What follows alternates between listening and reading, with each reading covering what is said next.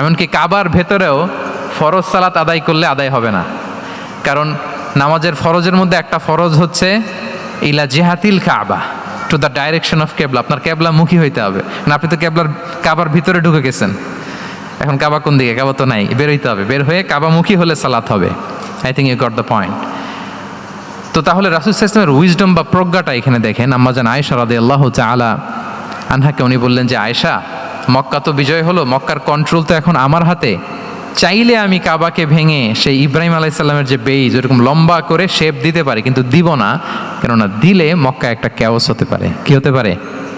কারণ তারা একেবারে ভেরি রিসেন্ট মুসলমান হয়েছে, তারা না বুঝেই বলবে যে সেই আদি কাবা, মোহাম্মদ এই কাবার অপমান করেছে, কাবাকে ভুলুণ্ঠিত করেছে, সম্মানকে নষ্ট করেছে, এরকম একটা কোশ্চেন রাইজ করতে পারে। এই জন্য আমি করলাম না। সুবহানাল্লাহ, দিস ইজ কল্ড উইজডম। এটাকে কি বলে? প্রজ্ঞা। এটাকে প্রজ্ঞা বলে। তাহলে আপনার জ্ঞান এবং আপনার কমন সেন্স দুইটা যখন কানেক্ট করে তখন সেটা প্রজ্ঞা হয়।